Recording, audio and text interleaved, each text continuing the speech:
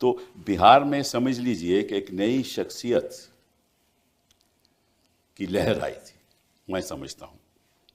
और बिहार का फ्यूचर आपके हाथ में है। मैं समझता हूँ हार जीत तो होती रहती है, लेकिन बिहार का फ्यूचर आपके हाथ में है।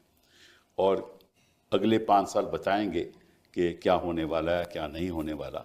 लेकिन आज जो हम चर्चा करेंगे वो आपसे इस बात की चर्चा करेंगे कि 2020 में तो आपकी 75 सीटें आईं, तो ये कम होकर 25 कैसे हो गई?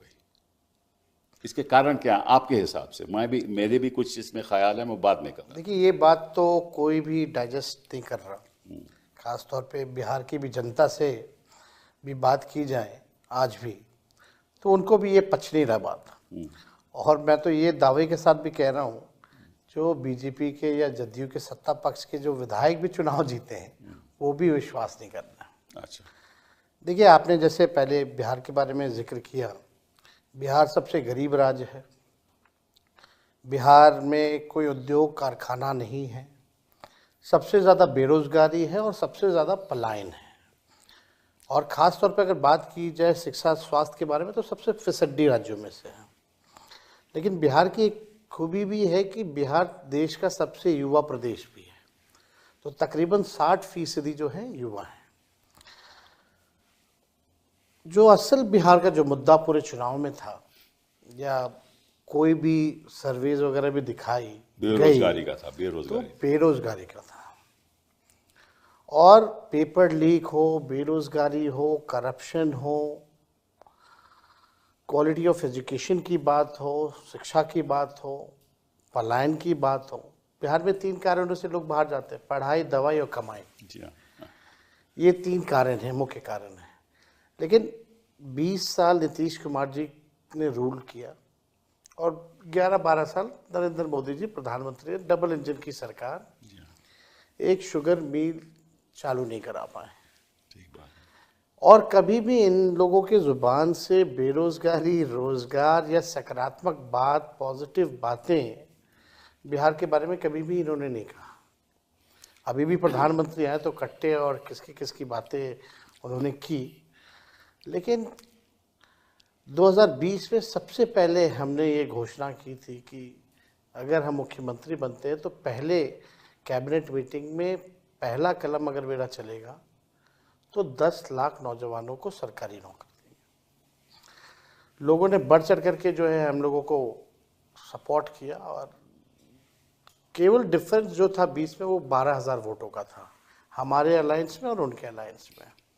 और सीटों की तुलना कीजिए तो 12-14 सीटों का फर्क, जी हाँ। 12,000 जी हाँ। जी हाँ। बड़ा। तो बिलो 1000 वोट्स जो है, हम कई सीटें जो हैं हारे हैं। और लेकिन जब हम 22 में दोबारा बने, आपका परसेंटेज 23% था उस समय भी। उस समय भी वोट हाईएस्ट परसेंट। हाईएस्ट हाँ, सबसे ज़्यादा हाईएस्ट 23% हम ही का लोगों था का उस था। समय भी, हाईएस्ट था। हाँ, तो उस समय 19 जो लोकसभा के बाद, और उसमें लगभग 8 से 10% हम लोगों ने कवर किया था, जी हाँ। अगर 19 की बात की जाए तो। लेकिन फिर दोबारा जब हम मुख्यमंत्री बने 22 में, तो हम लोगों ने पहला शर्त ही ये नीतीश जी के साथ था कि भाई, एक तो कॉमनवेल्थ फोर्सेस को देश की गद्दी से हटाना है, दूसरा अगर हम आ रहे हैं तो 5 लाख नौकरियां या 10 लाख नौकरियों की कार्रवाई जो है वो होनी चाहिए, वरना लोग हमसे पूछेंगे कि सत्ता में आए तो क्या किया।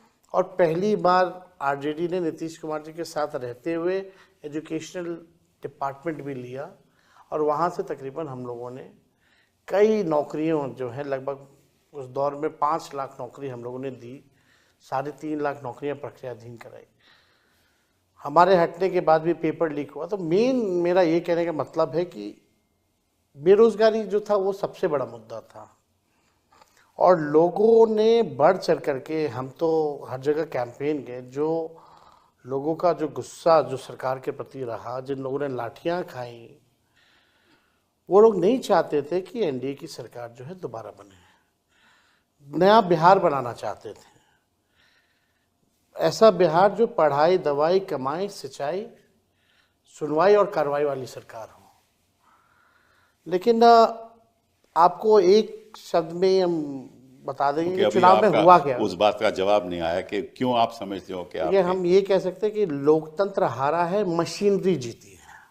लोकतंत्र हारा है, मशीनरी जीती है। मशीनरी जीती है। अच्छा, वो मशीनरी के कई पहलू हो सकते हैं। देखिए उसके मतलब जो चीज़ें जो उम्मीद लगाई जा सकती है कि भाजपा और ये लोग करेंगे, उन लोगों ने कोई भी चीज़ छोड़ा नहीं इस चुनाव में करने से।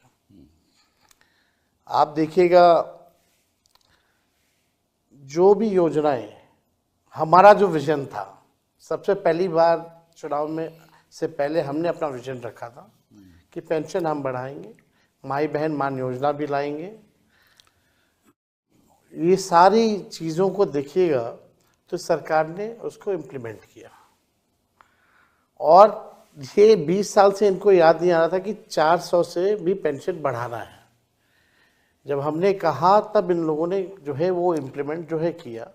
लेकिन चुनाव के कोड ऑफ कंडक्ट के 10 दिन पहले 10-10 हज़ार रुपये बांटे गए।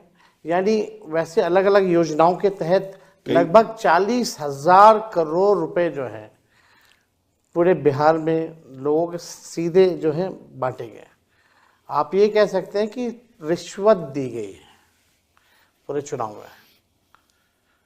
लेकिन अभी भी ये बात नहीं समझ में आ रहा। तो फिर आप समझते हो कि ये इस पैसे की वजह से और इस सॉर्ट ऑफ जो राहत दी गई, मतलब एक तो जो 10,000 स्कीम है, तो 1,40,00,000 में किसानों को भी दिया गया, किसानों को भी दिया वृद्धा गया, पेंशन, सामाजिक सुरक्षा पेंशन के तहत भी दिया गया, और जीविका दीदियों को भी दिया गया, सबको दिया महिला रोजगार जो योजना है जी हाँ, उसके हवाले जो है पैसे जो है जिस दिन वोटिंग पड़ रही है उस दिन भी खाते में आ रहे हैं। जी हाँ, ये वो तो ठीक है। तो आपको तो आप समझते हो कि इस वजह से लोग प्रभावित हुए? मेरे ख्याल से ये अगर आप डेटा अगर आप देखेंगे तो बड़े इंटरेस्टिंग डेटाज हैं।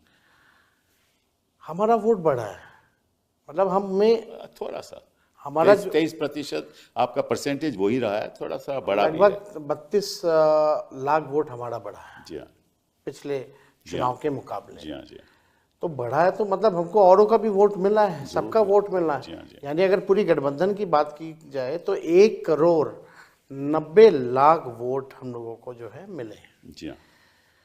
अब ये बात ये समझ में आ रहा है कि भाई डेटा अगर आप देखें तो बैलेट में जो पोस्टल बैलेट जो वोटिंग होती है, उसके बाद में अभी चर्चा करेंगे जी। बट वोट आपका बढ़ा है, इसमें कोई शक नहीं, वोट बढ़ा है एकदम, इसमें शक नहीं। आपका परसेंटेज भी 23% रहा है और बीजेपी का लगभग मेरा ख्याल 20% है और नीतीश बाबू का थोड़ा 18% है। वो तो हमें मालूम है, लेकिन अगर उनका मिला लिया जाए तो उनकी जो परसेंटेज है आपसे कहीं ज़्यादा है।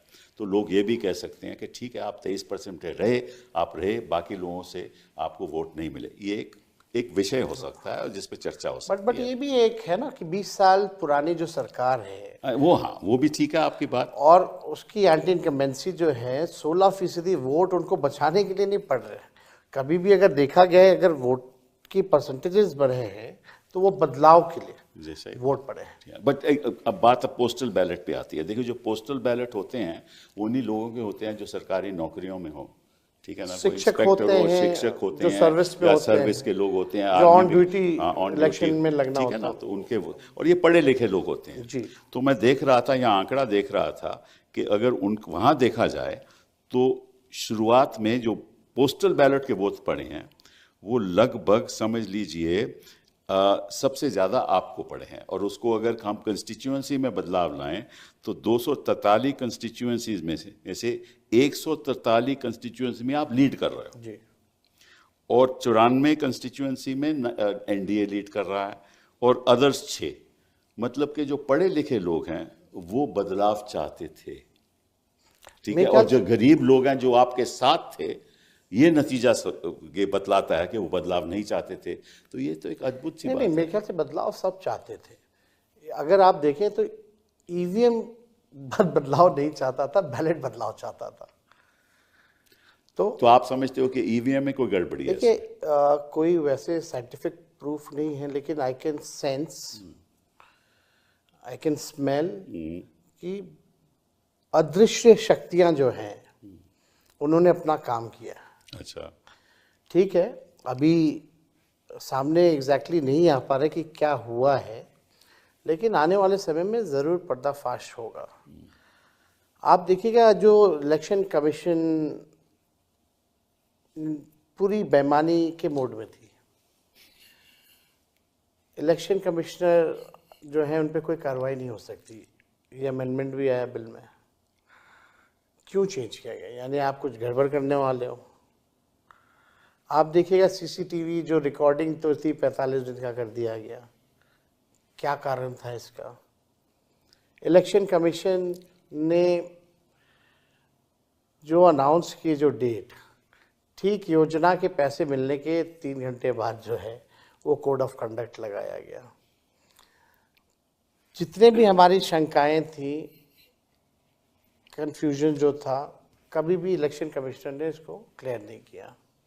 हमारी जितनी शिकायतें थी उसको नहीं सुना गया। तो उसमें इलेक्शन कमीशन ने डिस्क्रिमिनेट नहीं किया। उत्तर प्रदेश से भी शिकायतें आए, उन्होंने नज़रअंदाज कर दिया। हरियाणा से आए तो नज़रअंदाज, महाराष्ट्र से आए तो नज़र, तो वो तो बड़ा इक्वालिटी में है। वो मतलब कि वो सामान्य तरीके से आप ये कह सकते हैं बिहार चुनाव में लेवल प्लेइंग फील्ड नहीं था। कौन से चुनाव में लेवल प्लेइंग फील्ड थी? किसी में नहीं होता। तो ये जो हालत जो बन रहे हैं, तो चुनाव का कोई मतलब नहीं रह गया।